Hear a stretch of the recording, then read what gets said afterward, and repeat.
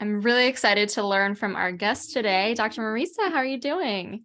Good, good. How are you? I'm doing pretty well, thank you. Hmm. We're going to talk a little bit about hormones today, which we've never talked about on the show before, and I'm so excited to learn from you. But can you tell our listeners a little bit about what you do? Absolutely. So I'm a women's hormone doctor, functional practitioner, and my what I do is I help women optimize their biological rhythm and their hormones so that they can live their very best life. It's well known that a lot of what is out there in the culture, and in medicine and in with nutrition and physiology, even exercise, diagnostics, has is really never been really focused on women. And for that, I feel like we have really struggled and suffered needlessly. And so it's my intention to really empower women with the knowledge of knowing their bodies and knowing specifically what levers to pull to really help to optimize not only their hormones, but then optimize their life based on how their body works in the world. So that is what I do in a nutshell. Well, I got so many questions for you, but I'm just curious, like, how did you get into this field? What interested you to start working in this area? I think like many women, I had a lot of period issues when I was a little girl or when I was a teenager into my 20s. I had a lot of shame around my period and around it just being a burden and not really, and like a lot of parts of my body being a burden because that's kind of what I was told. And I often, when I was younger in my 20s and my 30s, I often, because I was kind of told to do so, I really ignored my body in the pursuit for achievement and success and accolades, mainly because of worthiness. And in that process of ignoring my body, man, it really made sure to let me know that I was doing so. And so, by the time I was in my early 30s, I had severe chronic fatigue. I was overweight. I had a lot of anxiety, overwhelm. My stress response system was completely whacked out. My periods were irregular. I just felt so crappy all the time. Like every day, so many of my symptoms were lending to a really big struggle.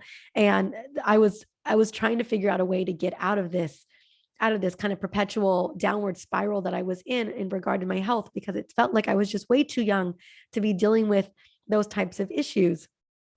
And so as I went and navigated to try to figure out what was going on, I kind of kept coming against the same solutions: hormonal birth control, exercise more, eat less. And try to reduce your stress levels, whatever that means, not like real detailed recommendations by any means. And I just felt like so many women and myself, you just feel like you're just banging your head against the wall with no real answers. And so I remember, kind of the last time I went to a specialist, it was my early 30s. I was already a practitioner myself, but it wasn't in women's hormone conditions or issues. And I remember walking out of there with another prescription for birth control and another prescription for an anti-anxiety medication. And I thought, God, we've got to do better than this. And I realized that if I wanted things to be different, I needed to be a part of that solution. And I had been a researcher for over almost a decade. I had been a researcher for a long time too. And so I knew that I knew how to do research. And I knew that there was information out there that would really lend to healing women's bodies in a way that was aligned with our bodies, that was actually going to get us the results that we wanted so that we could go and create the life that felt really good to us. And so I've spent now, it's been 13 years on helping women to optimize their bodies and their hormones in alignment with how their bodies are meant to work so that they have more energy, vitality, and joy, and that they aren't using band-aids and things that are sabotaging their health, like sugar and alcohol, to kind of get over the hump of their daily life. And so that's kind of been my journey. And it's been such a beautiful journey. And I'm just really grateful to just keep getting to do it. Yeah. Well, I just love a story like that where, you can take something that you personally struggled with and really become knowledgeable and aware and make changes and then turn around and now offer that back to other people. Like it just makes a cycle of meaning and purpose to everything that you've been through and the way that you can now help so many women. So thank you for that. What are the most common hormonal imbalances that you see in women? Oh, such a great question. Well, when we think about the hierarchy of hormones, the two biggest ones that I see the most often that actually tend to downstream to other hormone issues are going to be deregulated cortisol. So when we up level that stress response system, that fight or flight system, we end up having to release adrenaline and cortisol into our body. And I always think of those as, when it comes to survival, our bodies are always going to prioritize that. And your body can't really distinguish, your body and your brain can't distinguish the difference of what real survival is. And so with the way that the way that our world works, the way that our modern day living is, there's a lot of reasons to, if we're not intentional about what we're doing, a lot of reasons to fire off that stress response system, whether we want to or not. It's so unconscious. And so a lot of women in particular, we find ourselves being rushing women, and we are constantly firing off that stress response system, taking care of one fire after another, or just trying to hammer out that to-do list. And we are overscheduled, overbooked, under-resourced. And so when we have cortisol streaming in the system or pumping through the system, that causes a cascade effect that has an impact on a lot of our other hormones like testosterone, estrogen, and progesterone. We slow down our reproductive system. We slow down our digestive system. It is a mess. So I see a lot of that all the time. I used to think that leveraging cortisol and adrenaline was my superpower. I thought I could just like push the gas on the stress response system, and that it was like this extra energy boost. I got it. I didn't realize I was borrowing from myself every single time and causing a lot of issues. The second one that I see a lot is insulin resistance. By the time women are 45 years old, 88% of us will have some level of metabolic dysfunction, mostly related to insulin resistance. But we see it a lot earlier. It's one of the key factors, key root causes to polycystic ovarian syndrome, which impacts almost 6 million women here in the US, and it's the number one reason why we struggle with infertility. So insulin resistance plays a major role. It can cause things like PCOS, irregular menstrual cycles, estrogen dominance. It has a profound impact on our metabolic system as a whole. So insulin resistance is a big one. And then when we look at our sex hormones, again, I do see an uptick in a decline in progesterone due to some of the things that I just mentioned, and an uptick in the relationship between progesterone and estrogen, lending to more estrogen dominance closer to our period. And those symptoms can be like heavy, painful periods, lumpy, painful breasts, migraines, bloating, mood swings, and like severe PMS symptoms. So those are some of the most common things that I will see in women. Obviously, there's a lot of other things like thyroid issues and low testosterone, low DHEA, and low oxytocin. But those are the three most common that I see often because of the generating of root cause factors that are unfortunately easy to drive those hormonal imbalances. Yeah. Oh, well, so much there for us to unpack. Thank you so much for sharing that. And I'm curious, how does alcohol specifically affect some of these imbalances? What does alcohol do to our systems? It is such a great question. Alcohol, as we all know, you talk about it all the time. It not only messes with our brain and our hypothalamus and our pituitary gland, which are the major players when it comes to releasing these hormones, but also it has an impact on disrupting our endocrine system and these hormones actually getting to targeted tissues. So we know that alcohol can affect growth and development, the maintenance of blood pressure and bone mass, the production, utilization, and storage of energy around our mitochondria, and most specifically, reproduction. It can have a profound impact. Anytime you're messing with our mitochondria, anytime you're messing with the energy centers of our body, and you think about our reproductive system, like I just want to let's go back out, like shoom, out this way just for a second.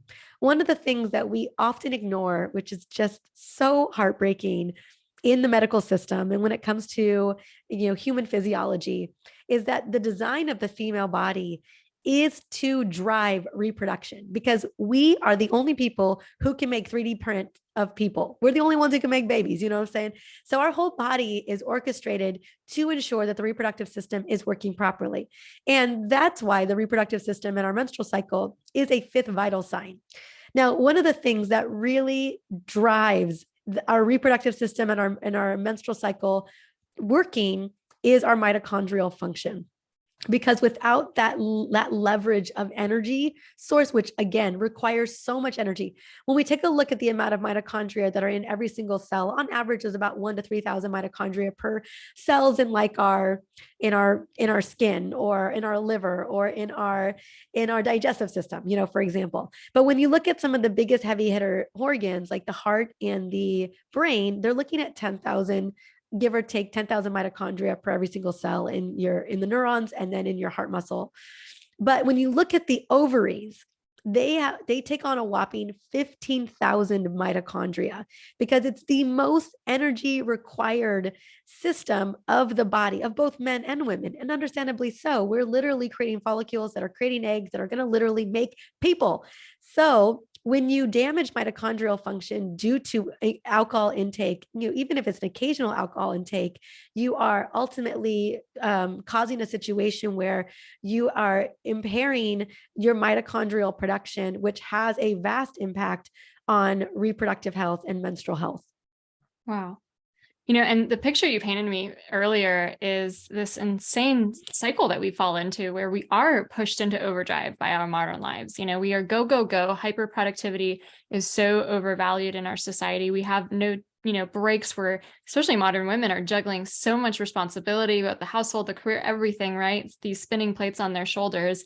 And like you said, it's like our system, our body doesn't know that there is no real threat, that there isn't a saber-toothed tiger. It's in that stress response mode. And then the only way, a lot of the women that I work with and talk to, it's like the only way they ever learned how to ever just shut it off and calm down is alcohol, which we are learning and know is so much worse and releasing more stress hormones and doing this whole havoc on the body.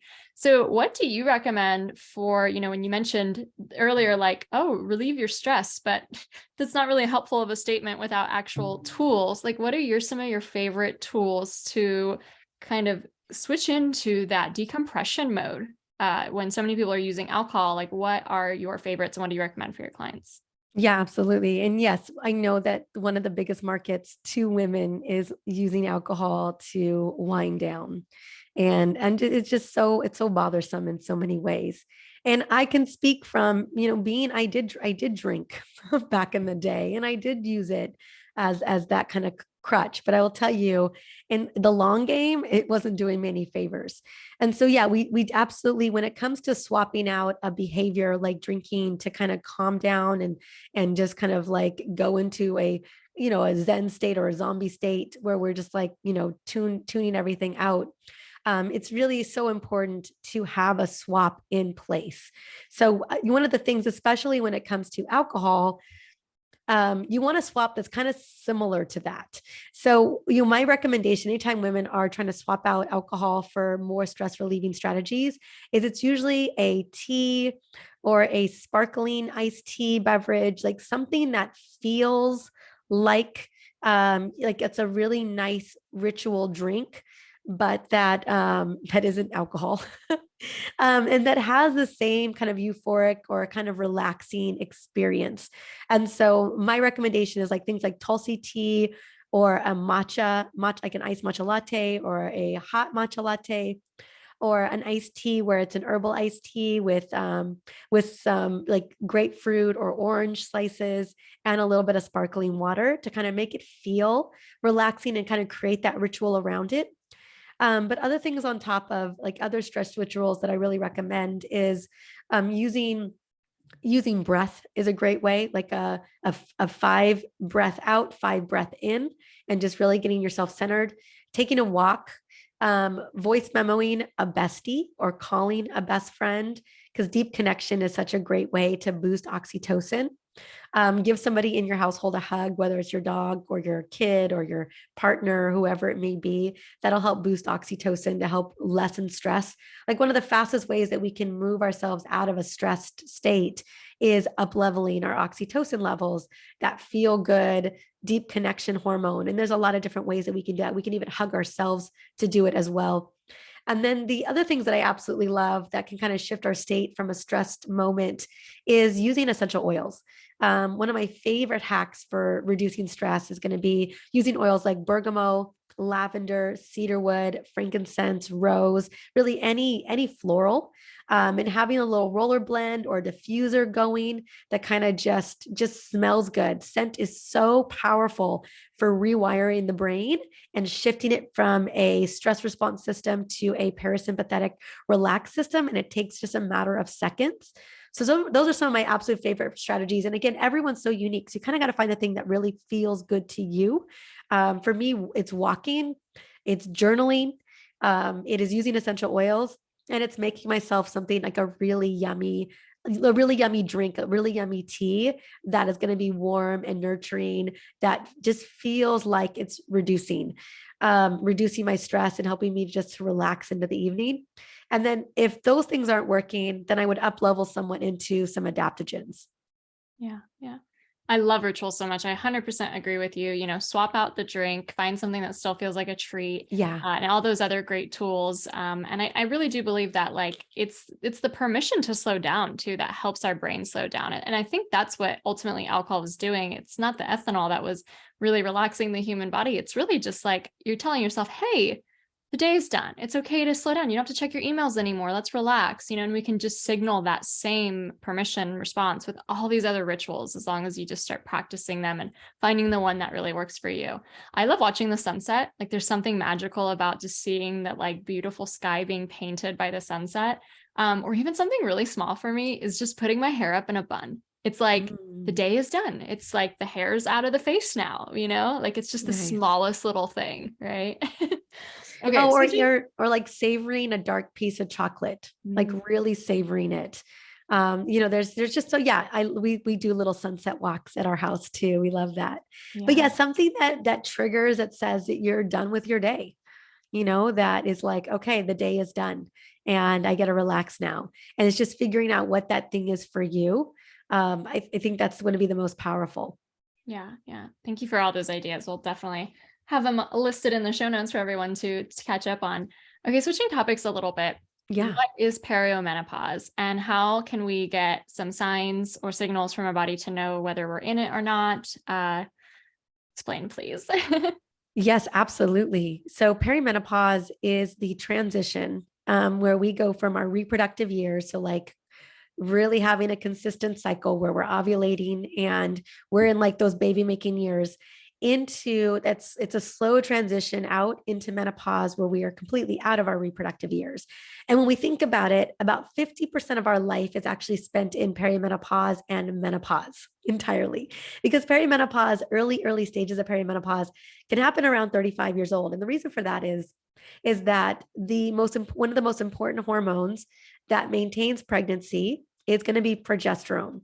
And progesterone is released after we ovulate. So when we ovulate, which I call the main event of our cycle, and there's lots of ways to track it and figure it out. If there's anything you walk away with, besides, not drinking, and reasons to not do so, is to really, really own your cycle and really understand what's going on. So there's a lot of ways to track your cycle, but you always want to track your basal temperature, because once you ovulate and progesterone starts to surge in that second part of the cycle, which is the luteal phase, your temperature is going to jump by a half a degree.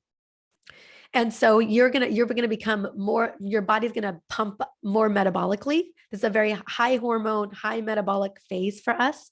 But as we enter into our mid 30s, for a number of reasons, progesterone is going to start to drop. Actually, progesterone and testosterone are going to precipitously drop in our hormone profile. And when that begins to happen, we'll start to notice some changes. You'll start to notice maybe more PMS symptoms, closer to your period, and that 7 days leading to your period, around day 22 to day 28, if you're on a 28-day cycle, just to kind of give you a framework. You may notice that sleep is a little less consistent. Maybe your stress resilience isn't where it used to be. Maybe your metabolism isn't firing off the way that it was. And you also may notice changes in your actual cycle. Like you may notice a little bit of spotting right before your period, or you'll notice that luteal phase is a little bit shorter than it used to be. And as you progress into your 40s and closer to your 50s, you start to see more shifts. By the time you're 45, your progesterone levels are 80% less than they were in your 20s and early 30s. So it has a major drop off. And throughout that, depending on how you're taking care of your body, it really depends on lifestyle. It can feel like a very bumpy ride. And one of the things happens because progesterone drops, estrogen is still pretty abundant. She's unwavering for a while, probably until your mid 40s. And then progesterone will start kind of roller coastering up and down due to luteinizing hormone and follicular stimulating hormone. They're going to be prodding your ovaries to produce more estrogen, but it's going to be kind of an up and down seesaw. But there's going to be a moment there where there's going to be more estrogen in relation to progesterone, and that's going to drive estrogen dominance. And what's a really interesting thing here is that when you're drinking, and I feel like if there was a time where we were really advertising alcohol to women, it was in this particular time, 30s and 40s. Like, you're in this period of transition, you need some alcohol. But the issue with alcohol is that there's a lot of phytoestrogens that are found in alcohol, like beer, wine, and bourbon, all have phytoestrogens in them, and actually can raise women's estrogen levels and puts her at risk for more estrogen sensitive conditions like fibroids, migraines, bloating, low energy, weight gain, heavy periods, painful periods, lumpy breasts. And the reason why it's really compounding is that we're already going to see that happen. It's already naturally going to happen already, especially if the liver is sluggish. When you add alcohol to the mix, not only are you adding in more excess estrogen, which is not helping us, but also you're impairing the liver to do its job, which is to break down estrogen metabolites. So we'll see that women will have a lot more higher symptoms of estrogen dominance in perimenopause, especially due to drinking during that time, because it's just exacerbating the symptomology that naturally are happening. And you're causing more undue burden on the liver. When your liver, its number one job, one of its number one jobs is to make sure that we're clearing as much excess estrogen as possible. So just something to concern yourself, or just to make note of. That's why women, especially when they're really attuning to their body during this time of their life, if you're really listening, your body's going to tell you it is a hell no to you just stop drinking alcohol. Like, because it's just such an undue burden on the liver and on the gut. And it's having such an undue burden on your hormones that are already pivoting and making changes. It's just going to make that journey through perimenopause a lot harder. You're going to be going upstream more, and it's going to feel a lot harder to go through. So I think that often when women are really evaluating their health and their life during this time, although it's really heavily advertised to us to like, here's a little placebo to kind of get you through the phase, when you gut check, you realize that it really isn't serving. Like, I find that women are really second guessing alcohol usage in their life is probably around their 40s in perimenopause, where they're really noticing that it's making them feel like crap. Yeah. Yeah. I totally agree. There's a lot of clients that come into my world around that time. And I also just say kudos to you. Like, it really does take an ability to listen to your body, because like for so many different things in our life, we could keep doing what everyone else is doing and whatever the norm is, whatever society has made kind of the way of being, or we could listen. We could listen deep within to what's right for us and be brave enough to be able to make those changes. What would you say are some other things that are disruptors or things to maybe avoid during these stages? And what foods or nutrients would you love for us to include more into our diets for healthy hormones?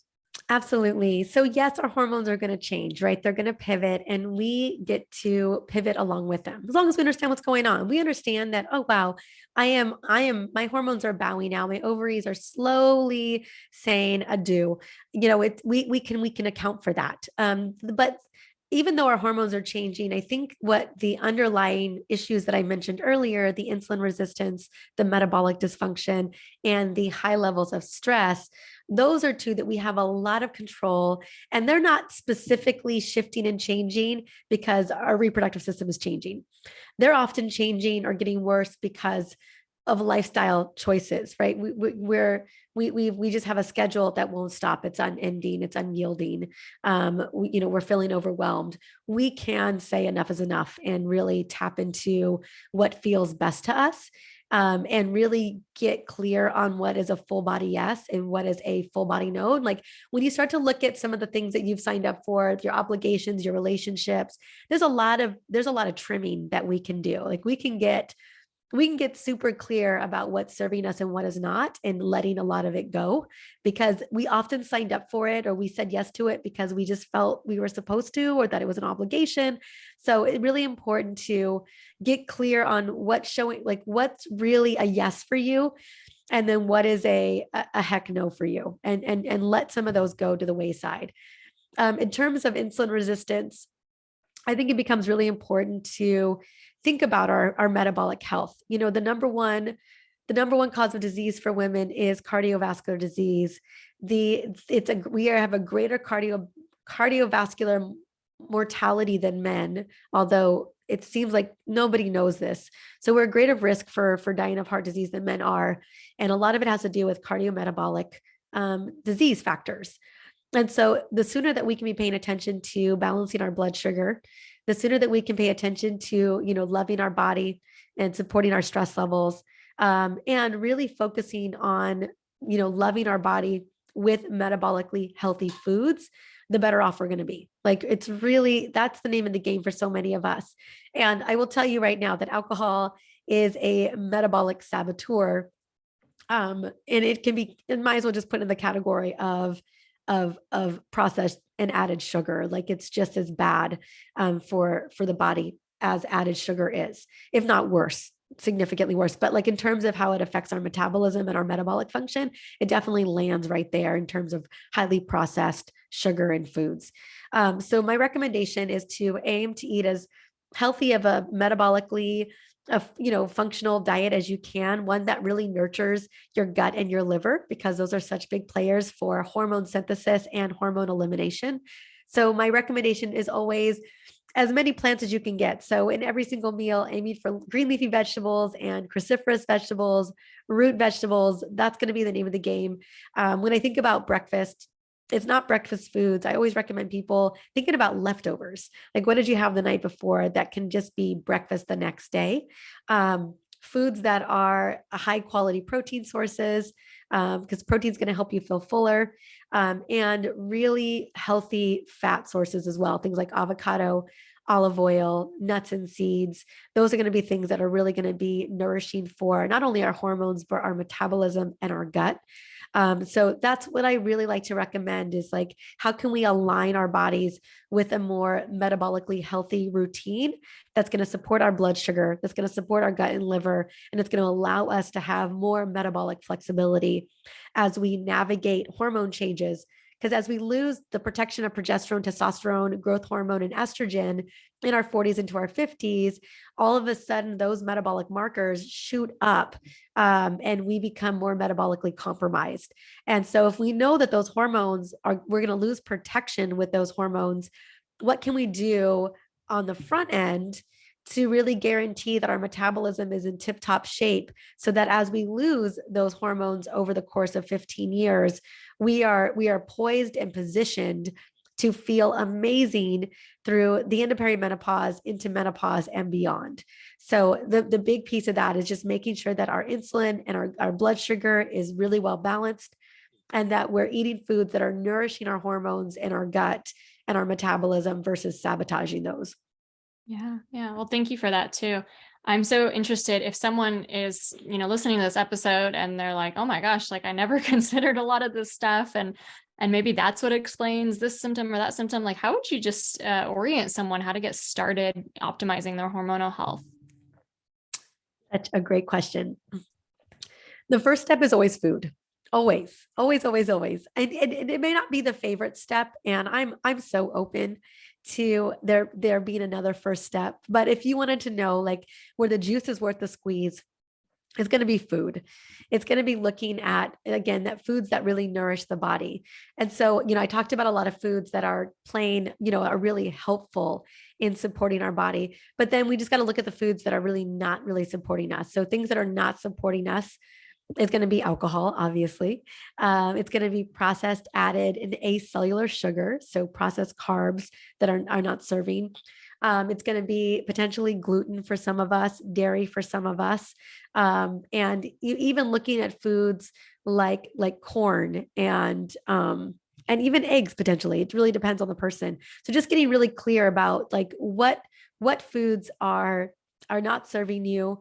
And then how do you cultivate a diet that's really going to help really nourish your body? And it's always going to be, again, lots of veggies, lots of gut loving foods like fermented foods.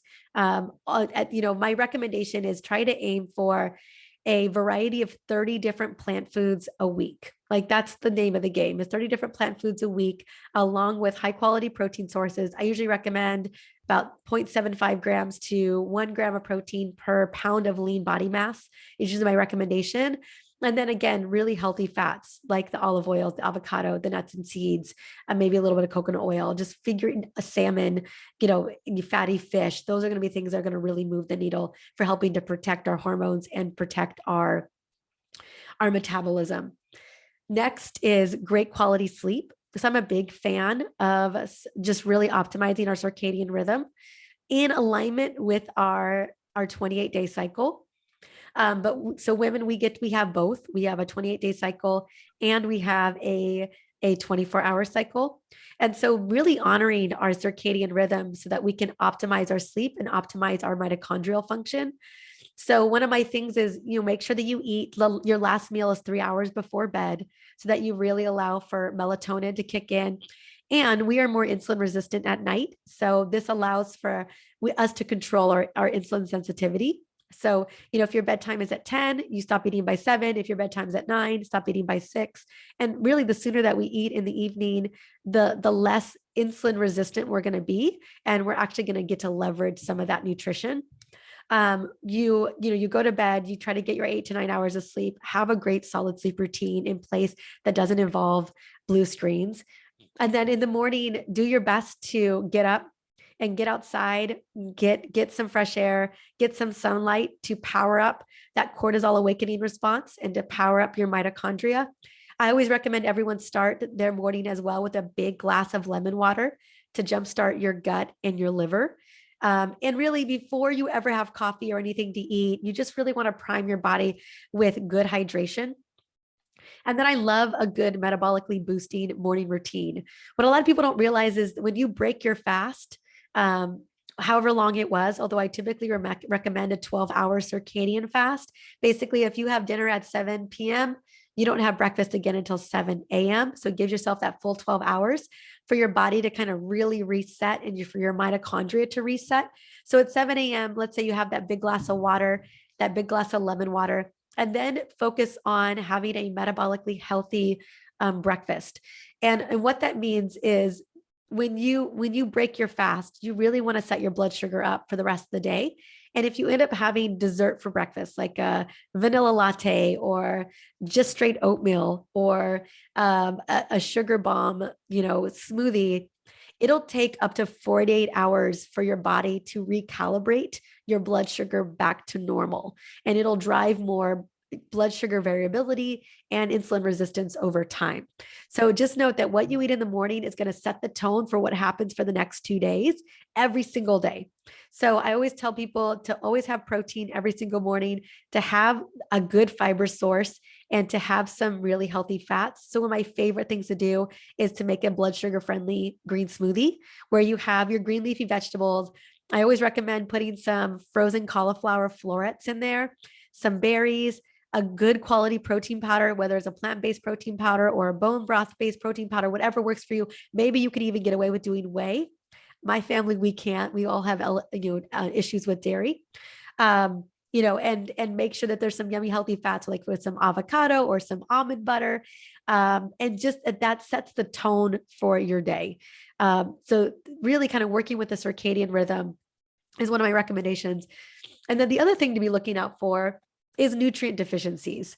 So this is where I feel this can be a really, a small door that really opens up wide in terms of your health and wellness. So just check in, you can run labs to see what's going on with your nutrient profiles, but often women are deficient in B vitamins, magnesium, vitamin D, omegas.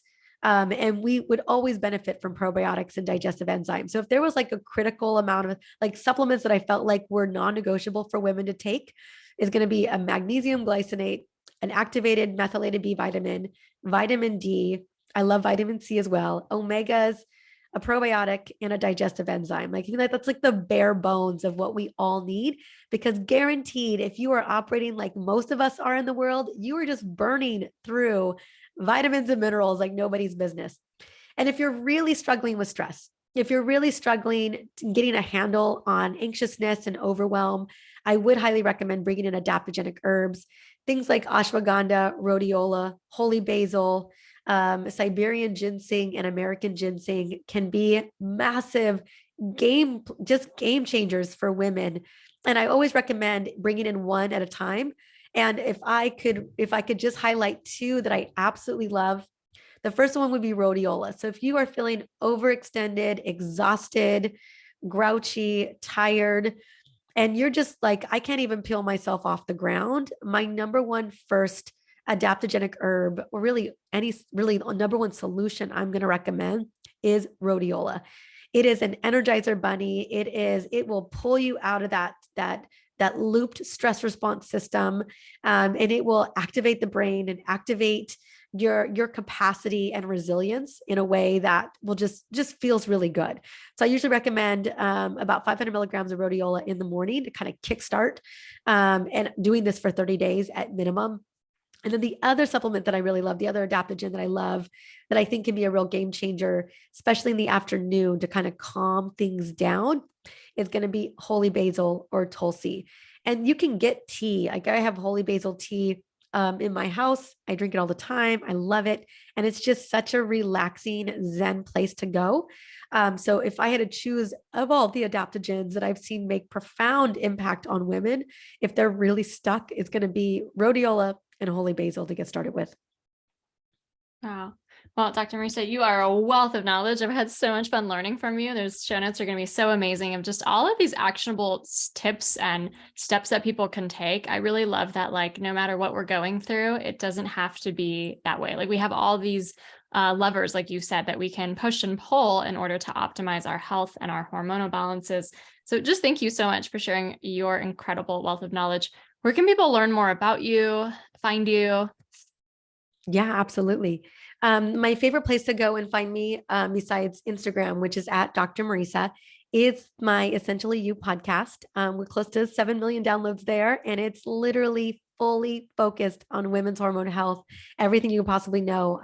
We have so many. I'm about to hit my 500th episode in the next week or so. And then I've got a bunch of books on Amazon too. So national bestselling books on Amazon to go and check out. But those would be the places you can go and find me, that are really easy to access all the goodies. I do have a supplement line called Essentially Whole, where they're literally supplements curated by me, made for women by a woman. And they're extremely high quality. A lot of them feature adaptogenic herbs and specifically supplements that are designed to help women optimize their hormone function. So that's another place you can also find me. Awesome. Well, we'll be sure to include all those links in the show notes. And how cool, like, I think even with supplements, it can become so confusing when you're not sure what company's good or bad. And nobody really wants to be the detective to figure it all out. And so to have like a source like you that's trusted, vetting all these things for us and just making sure they're the best we can put in our bodies. Thank you. Oh, absolutely. Absolutely. My pleasure. Well, and it was just such an honor to have you on the show. Thank you for everything you've shared. Thank you.